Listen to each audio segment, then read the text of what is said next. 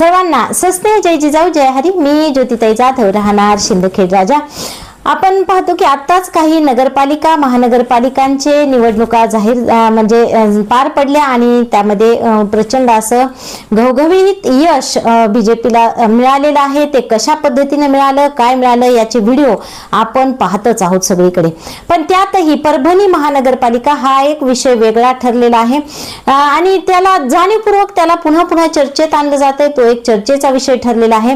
तो यासाठी की परभणी महानगरपालिकेमध्ये उद्धव ठाकरे शिवसेना उद्धव ठाकरे गटाला घवघवीत असं यश मिळालं आणि त्या ठिकाणचे लोकनेते ज्याला आपण म्हणतो सय्यद इक्बाल हे त्या ठिकाणी महापौरपदी विराजमान झाले आणि सगळ्या महाराष्ट्रातून त्यांचं अभिनंदन केलं जातंय. पण काल आपण पाहिलं तर तुषार भोसले यांनी एक पोस्ट केली आणि त्यामध्ये ते म्हणतात की हे पुन्हा एकदा सिद्ध झालं की हिंदुत्वाचा आणि उद्धव ठाकरेंचा काहीही संबंध नाही. त्यांची जी शिवसेना आहे ती मुस्लिम धार्जिनी शिवसेना आहे. त्यांचं जे हिंदुत्व आहे ते मुस्लिम धार्जिनी हिंदुत्व आहे. अशा पद्धतीने ते नेहमीच जसं ते त्यांनी त्यांचे म्हणजे टीका केलेली आहे किंवा त्या पद्धतीने त्या ठिकाणी बडबड केलेली आहे.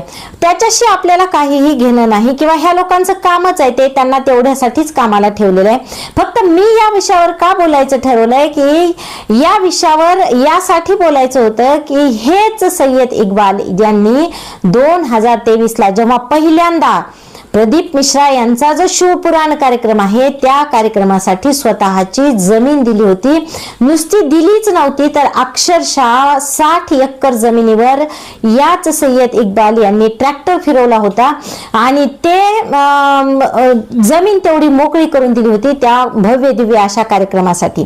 मग तुषार भोसले यांना कदाचित ही गोष्ट माहित नाही की अशा पद्धतीने किंवा माहितही असेल तर तेव्हा त्यांना त्यावेळी मात्र त्यांना मुस्लिम चालतात.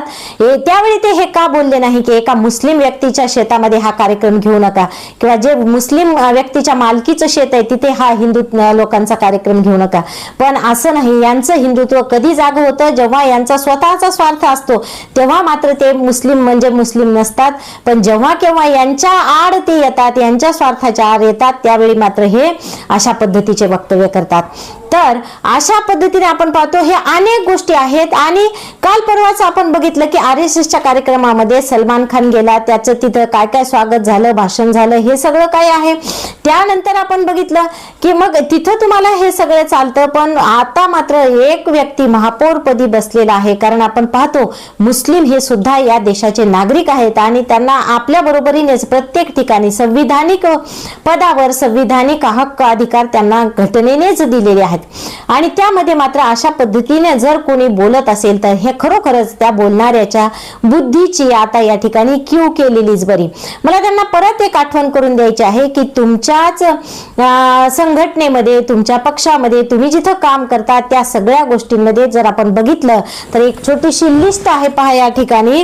तर आपण जर नजर फिरवली तर मुस्लिम लोक यांच्या नात्या गोत्यात आहेत. यांच्या म्हणजे अगदी घरात घर जावाई म्हणा किंवा भाचे जावाई त्यामध्ये पहा मुरली मनोहर जोशी यांचे जावाई शहनवाज हुसेन आहेत. लालकृष्ण अडवाणी यांचे जावाई सलीम मुस्लिम आहेत. लालकृष्ण अडवाणी यांचे परत भाचे जावाई एक आहेत अल्ताफ हुसेन. त्यानंतर आहेत सुब्रमण्यम स्वामी, नदीम हैदर हे त्यांचे जावाई आहेत. प्रवीण तोगडी यांचे जावाई अशफाक नीर आहेत. त्यानंतर मोहन भागवत यांचे भाचे जावाई मोहसिन अख्तर आहेत. मग हे यांच्या घरात चालतं, यांच्या नात्या गोत्यात चालतं. पण महापौरपदी बसलेला मुस्लिम व्यक्ती मात्र यांना चालत नाही. तर हे अत्यंत खरोखरच चुकीचं आहे आणि यांच्या बोलण्याची जसं मी म्हणलं की कीव करावीशी वाटते.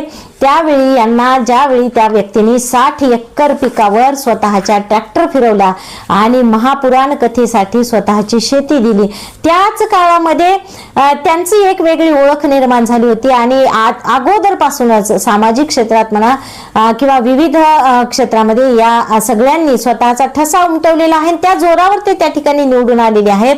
कारण आपण पाहिलं की प्रत्येक जिल्ह्यामध्येच आपल्याला माहित आहे प्रचंड पैशाचा पाऊस, सत्तेचा गैरवापर झालेलाच आहे. असं असताना सुद्धा परभणीमध्ये उद्धव ठाकरे गटाची त्या ठिकाणी सत्ता आली आणि त्या ठिकाणी सय्यद भैया हे महापौरपदी विराजमान झाले, त्याबद्दल त्यांचं पुन्हा एकदा अभिनंदन.